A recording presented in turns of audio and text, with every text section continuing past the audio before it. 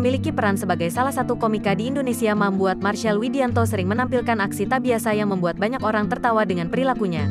Termasuk saat dirinya foto di depan Menara Eiffel dan hanya mengenakan sarung dan singlet. Namun kali ini aksi Marshall yang berfoto dengan latar belakang pemandangan Menara Eiffel di malam hari malah menimbulkan pro dan kontra di kalangan warganet. Padahal jika dilihat dengan seksama, unggahan Marshall Widianto di hadapan Menara Eiffel itu tidak ada yang salah dan malah menghibur banyak orang. Terlebih di dalam foto yang diambil pada tepian sungai tersebut semakin terlihat lucu karena terdapat selebaran sedot WC di samping tempat yang diduduki komika tersebut.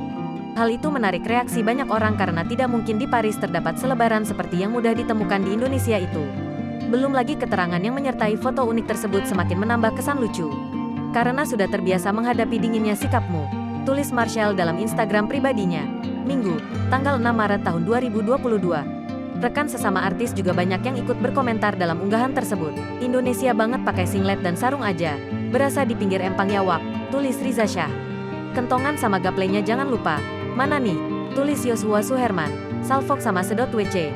Terus lu lucu banget cosplaynya enggak main-main. Tulis Sonia Natali.